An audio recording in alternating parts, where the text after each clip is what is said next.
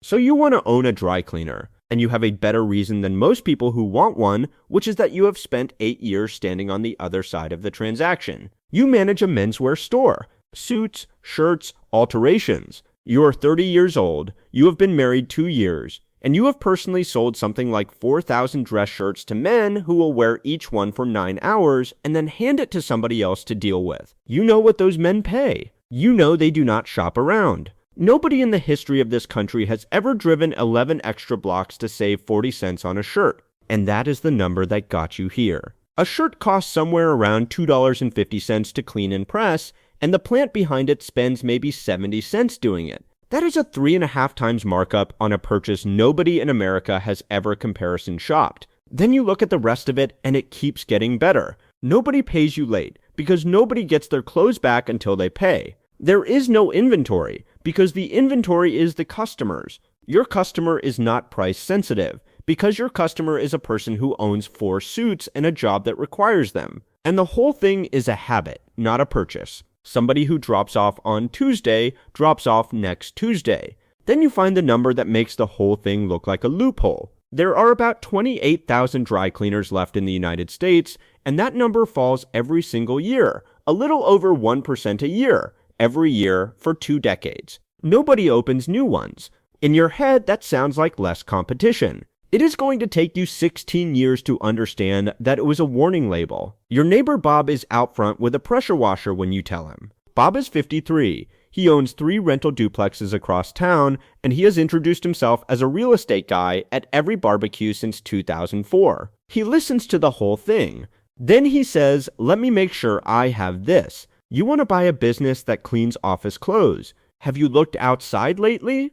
Nobody's wearing office clothes. That is 2010. He is 9 years early and completely right, and neither of you knows it. Then he laughs and says the sentence you will still be carrying in 2026. Stay in retail, man. Retail's steady. You have $61,000. Building a plant from scratch is out. A full plant build is $150,000 to $500,000 before you have a single customer. And the machine alone is $40,000 to $150,000. So you are buying somebody's store, and you find it in October. It is a plant on a commercial strip on the west side. The owner is 66, his knees are gone, and he has been standing on a concrete floor next to a boiler since 1988. $412,000 a year in revenue, about $91,000 in owner's earnings, and you can see with your own eyes that roughly all of it is him personally standing there. He wants 310. He will take 265 because he is tired and because you are the only buyer who has walked in twice. So you go to a bank, and this is where you learn the first real thing about this industry, and it has nothing to do with clothes. The Small Business Administration keeps a list of environmentally sensitive industries. Dry cleaning is on it. And the rule is not a judgment call, and it is not negotiable. Every dry cleaning site gets a Phase 1 environmental assessment.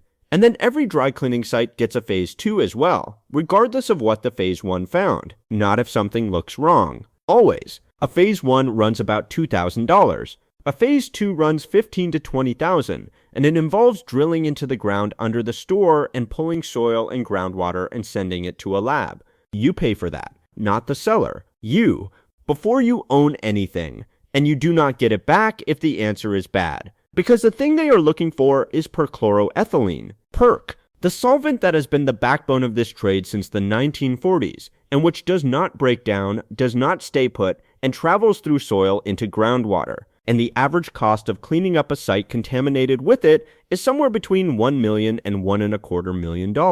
Some run past $2 million. The floor, when it happens at all, is around $600,000. Sit with the shape of that. You are buying a $265,000 business, and the thing under it, if it is there, costs 4 times the purchase price to remove, and it is legally yours the day you sign. Your Phase 2 comes back with detections below the action threshold.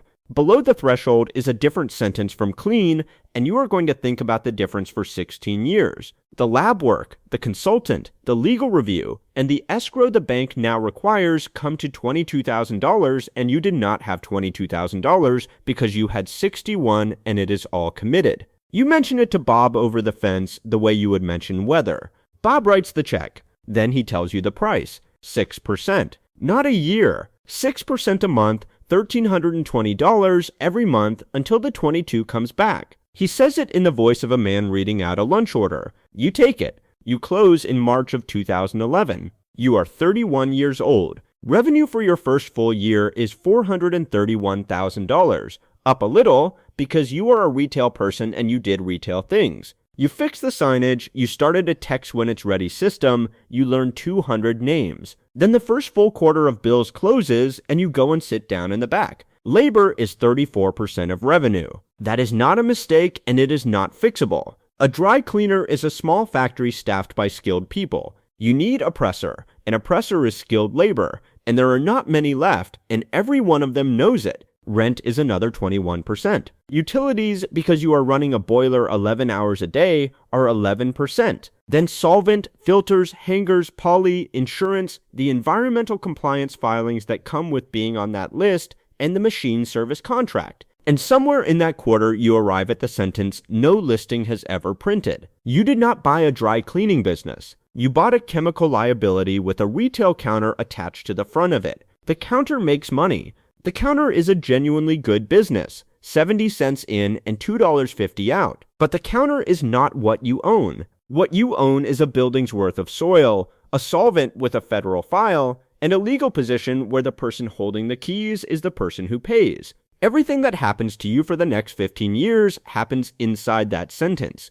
The second thing you learn is that your entire edge was on the wrong side of the wall. You knew the customer, you were very good at the customer, but the customer was never the hard part. The hard part is a boiler, a press, a solvent tank, and finding a human being who can put a crease in a wool trouser leg at 6 in the morning. Take home for the year, after Bob, is $33,000. You made more selling suits.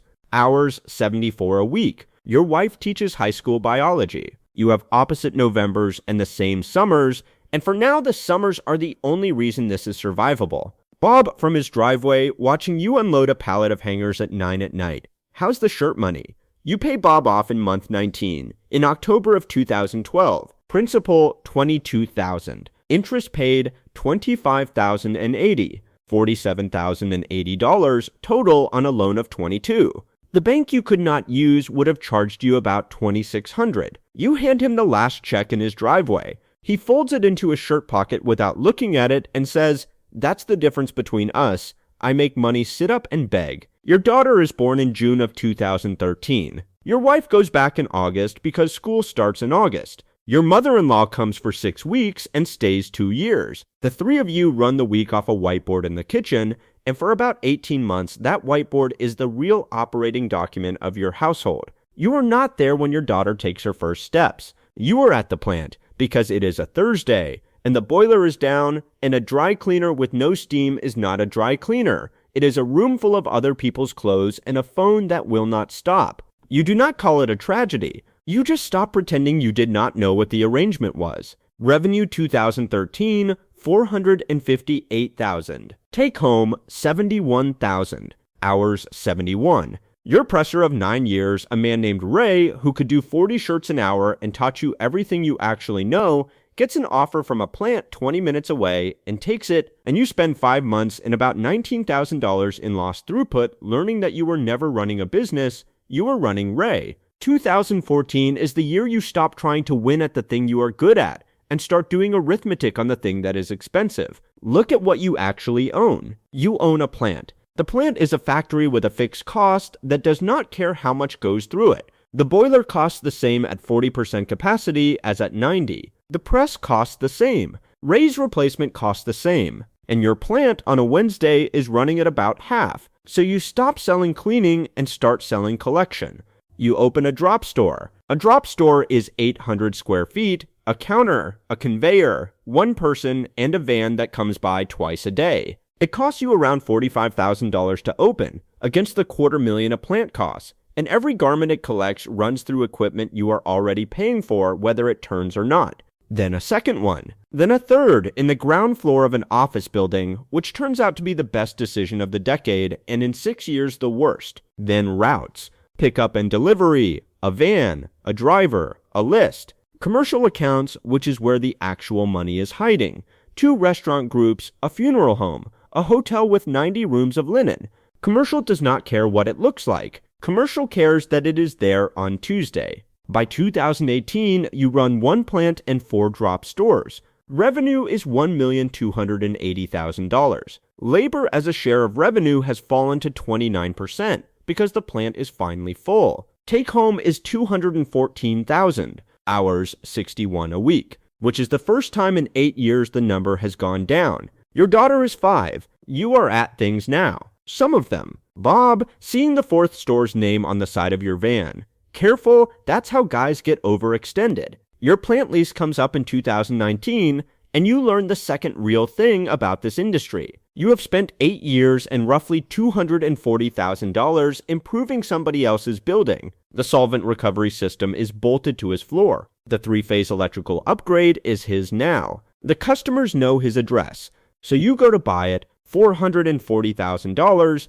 and you have the down payment, and your numbers are clean, and you are 11 days from a signed purchase agreement when the seller calls and tells you he has taken a cash offer. The cash offer is Bob. Bob has bought your building. He is not sorry, and he is not gloating, and this is somehow worse than either. He tells you he has watched that parking lot get busier for 8 years from the seat of his truck, and he would have been an idiot not to. And then he offers you a 5-year lease at 38% above what you have been paying. You have no leverage, and both of you know exactly why. You cannot move a dry cleaner. You can move a counter. You cannot move a boiler, a solvent recovery system, 3-phase power, and a permit history tied to a parcel number. Moving a plant means building a second one from scratch and paying for a fresh environmental assessment on whatever ground you land on. You sign it. You do the arithmetic that night at the kitchen table. And your wife, who has been grading papers through this entire conversation, puts her pen down and says the sentence that redirects the next 7 years. Then stop renting the plant. Own the next one. Revenue 2019, $1,340,000. Take home, $198,000 down, because 38% of your rent line now belongs to your neighbor. Hours 59. In March of 2020, the offices close. Understand what your business actually is. Mechanically, your business is the number of times per week an American puts on clothing that cannot go in a home washing machine. That is the whole demand curve. It runs on a dress code. The dress code ends in a week. At the bottom, in mid-April, dry cleaners nationally are reporting retail sales down about 80% against the prior year. In some stores, it is 92%. Yours does 78% down in April and does not clear half of 2019 at any point that year. An industry doing roughly $7 billion a year does about half of that. Your drop store in the office building, the best decision of the decade, is collecting garments from a building with 14 people in it. Across the country, roughly 1 in 6 dry cleaners closes or goes bankrupt. You do not close. And here is the honest accounting of why. Partly it is that you had commercial accounts, and the funeral home and 2 of the restaurants kept running, and linen does not care about a dress code. Partly it is that your wife had a salaried teaching job with benefits, and for 14 months that job is what your family lives on while the business lives on nothing. And partly it is luck, and you will never know the split. You closed 2 of the 4 drop stores permanently, including the one in the office building. You let 4 people go, and 2 of them had been with you 7 years, and you do that in a parking lot because you cannot do it inside. Revenue 2020, $690,000. Take home, negative $11,000. Hours 68. Because when the money disappears, the first thing an owner does is fire himself as the manager and rehire himself as the labor. 2021 is better and is not recovery. It is $1,040,000 against a 2019 of $1,340,000, and the shape of it has changed underneath you. Shirts do not come back. Shirts never come back. What comes back is dresses, coats, suits for weddings and funerals and interviews and household items. Volume is down and average ticket is up, and you spend 2 years relearning a business you thought you knew. And you notice the thing that actually matters about that year, which is that it did not create the problem. It presented the bill on a problem that was already there. That 1% a year of stores disappearing since before you bought in, that was the same fact, arriving slowly. 2020 just did 20 years of it in 9 months. You have recovered. 2023 and 2024 are genuinely good years because return to office is partial but real, and because 1/6 of your competition is gone and did not come back. The survivors split a smaller pie into bigger slices. Margins across the industry are better after the collapse than before it, which is the bleakest possible way to have a good year. Then in December of 2024, the Environmental Protection Agency finalizes its risk management rule on perchloroethylene under the Toxic Substances Control Act. It takes effect on January 17, 2025. PERC is being phased out of dry cleaning completely over 10 years. The schedule is specific. You cannot put PERC in a newly acquired machine after 180 days. Third-generation machines, and there are a lot of third-generation machines still working in this country, are prohibited 3 years out. And at the end of 10 years, all of it, every dry cleaning and spot cleaning use in the United States is done. Your main machine is a PERC machine. It works. It has 8 good years left in it mechanically. It has, functionally, a federal expiration date instead. A replacement hydrocarbon or a silicone system, or a serious wet cleaning setup is $40,000 to $80,000 for the machine, plus install, plus the boiler work, plus retraining people on a solvent that behaves differently on the same garments. And you do it in 2025 for $131,000 all in, financed over 60 months. And you do it 3 years before you have to. And that turns out to be the single most valuable decision in the entire sale. Because here is what the phase-out actually does to this industry. It does not close cleaners. It sorts them. Every store still running PERC in 2026 is a store with a capital event attached to it and a clock on the wall. And every buyer in the country knows it. A buyer looking at a PERC plant is looking at the asking price plus $130,000. A buyer looking at your plant is looking at the asking price. You spent $131,000, and what you bought was the ability to be sold. Revenue 2025, $1,490,000. Take home $261,000. Hours 52. You sell in 2026. 1 plant, 3 drop stores, 2 vans, 9 commercial accounts, and about $340,000 a year in owners' earnings across the group. And you find out what this industry actually trades at, which is not what you assumed at 30. Dry cleaners are cheap. Single stores go for somewhere around 1.5 to 3 times owners' earnings, and the national median on revenue is under 1 times. The cash flow is fine. The discount is there because every buyer already knows 3 things. The demand curve is going the wrong way, the equipment has a regulatory clock on it, and there is a chemical under the floor with a 7-figure remediation cost and no statute of limitations that cares how long you have owned it. You are on the good end of the band because you have 3 drop stores, commercial contracts on paper, and a non-pay plant. So a regional operator rolling up cleaners across the metro pays 2.6 times, $884,000 for the business. Then the deductions start. $291,000 in remaining debt, most of it the machine. Broker, legal, the environmental indemnity negotiation that takes 11 weeks and is the single most contested item in the entire deal. Then tax. You net about $406,000. You are 46. You did this for 16 years. Bob is 69. He still owns your plant, and he now collects rent from the man who bought your business, and he will collect it for the next 15 years. He comes over to look at the paperwork on your kitchen table, reads the number, and says, completely sincerely, which is the remarkable part, "I always believed in you." He says it in the same driveway where he told you to stay in retail and where he charged you 6% a month. You say, "Thanks, Bob." $406,000 for 16 years. Run it as a wage, and it is about $25,000 a year on top of what you drew for a job that averaged 62 hours a week across the whole run and peaked at 74. You would have done better in pure dollars staying in retail management and putting the $61,000 into an index fund and never once thinking about a boiler. That is not the whole picture, because the take home along the way was real and it was good in the middle years. But if the number at the end is the thing you were working for, the number at the end did not pay for the years. 4 things are actually true here,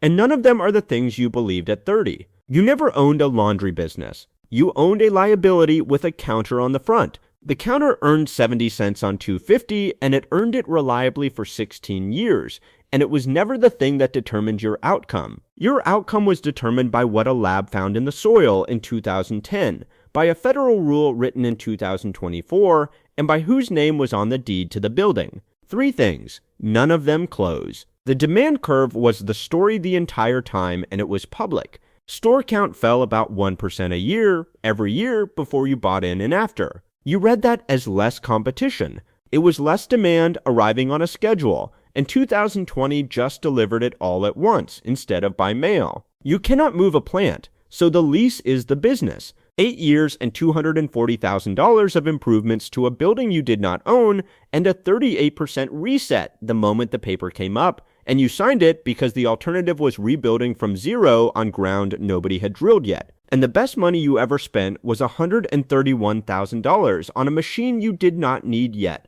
It did not clean better. It was the difference between a business somebody could buy and a business with a bill stapled to it. The one who really understood this trade was Bob, in 2010 with a pressure washer in his hand saying nobody's wearing office clothes. Everything above started in 2010 with a seller whose knees were gone, at a price that existed because he was out of road. You are not buying in 2010. So here is what one costs now, what you would actually make, and who this is actually for. What one costs. Median asking prices run by market, and they run low, around $240,000 in California, $300,000 in New York, $457,000 in Texas, with the full range from about $120,000 to well past $800,000. Nationally, cleaners trade at roughly 0.8 times revenue, and somewhere between 1.5 and 3 times owners' earnings. That is a cheap business by any standard, and cheap means the market has priced in something. It has. Now break the sticker, because the asking price is never the cash you need. Down payment on an acquisition of this type runs 10 to 20%, and lenders push toward the top of that range on a special purpose asset, because a dry cleaning plant is not repurposable collateral. It is a room with a boiler pad and a drain history. Then the diligence, which for this industry is not optional. A phase 1 at about $2,000 and a phase 2 at $15,000 to $20,000 required on every single dry cleaning site by rule regardless of what the phase 1 says. You pay that before you know if the deal survives, and you do not get it back if it does not. Then closing costs, legal, and the environmental legal on a dry cleaner is real legal, not a form, and then working capital, which is the line that kills people. You need 3 to 4 months of payroll standing behind you on day one, because your labor is 30 to 40% of revenue and pressers do not wait. On a $300,000 cleaner, call it $85,000 to $120,000 of cash to close. That number, not the asking price, is the door. Then the earnings ladder, and these are 3 different businesses, not 3 sizes of one. The first is a single owner-operated plant, $200,000 to $300,000 to buy, doing $300,000 to $450,000 in revenue and $80,000 to $120,000 in owner's earnings. Finance $255,000 of that over 10 years at today's rates, where the prime rate is 6 3/4 and small acquisition paper is running around 10.5, and your debt service is roughly $41,000 a year. $100,000 in earnings minus $41,000, and you clear about $59,000. Now say the quiet part. That $59,000 is not profit. That is your wage, and it is a wage for standing in a 100-degree room next to a press. Owner's earnings includes every hour you personally supply, and at a single plant you supply a great many. A competent plant manager who can run the floor, handle the pressers, and keep the machine alive costs $55,000 to $70,000. Take that out of the $59,000, and the median single dry cleaner, bought at the median price on normal terms, earns as a business, as distinct from as a job, less than nothing. The second is the plant with the real estate, $600,000 to $1.2 million. And the reason to do it is not size. It is that you stop being the person who gets repriced. The loan amortizes over 25 years instead of 10, and the payment falls by more than a third on the same money. And you are the only tenant on earth who will accept a boiler pad and a solvent permit history, which is exactly why the landlord had you where he had you. Buying the ground also means you now own the contamination question outright, rather than sharing it. And you should price that honestly, and not pretend it is only upside. The third is the plant and satellites model, 4 to 8 collection points feeding one production plant with routes and commercial contracts, $800,000 and up, trading at the top of the band because the owner is genuinely removable and because the commercial book is contractual revenue rather than foot traffic. Nobody buys their way into that one from a standing start. It took the man above 8 years to build it. Who should buy one? The person whose thesis is the plant, not the storefront. You are buying industrial throughput, and everything after that is a question of how many doors you feed it through. The person whose thesis is commercial and institutional linen rather than consumer garments, because hotels, restaurants, medical offices, and funeral homes do not have a dress code that can be canceled. And the person buying a distressed perk plant deliberately, cheap, with the $130,000 conversion already in the model and priced into the offer, because that regulatory clock is currently the single largest source of discount in this industry,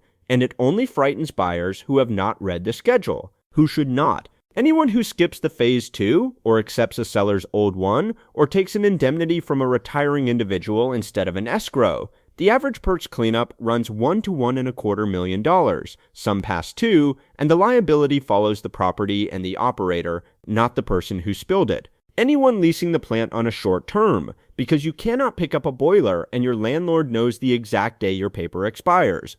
Anyone with no reserve past the closing, because your first surprise is a $19,000 machine repair and your second one is a presser resigning. And anyone whose thesis is that people will always need clean clothes. They will. They will do it at home. The question is whether these specific offices within 3 miles of your counter still require a garment that cannot go in a home machine in a country that has lost about 1% of its cleaners a year for 20 years and did not get those offices back. Get all of that right, and this is a genuinely good business. High gross margin, prepaid, habitual, contractual at the commercial end, and available at 1.5 to 3 times earnings because everybody else is scared of the floor. Get one of them wrong, and you have bought a 70-hour job, a federal deadline, and $1 million hole in the ground that you now legally own.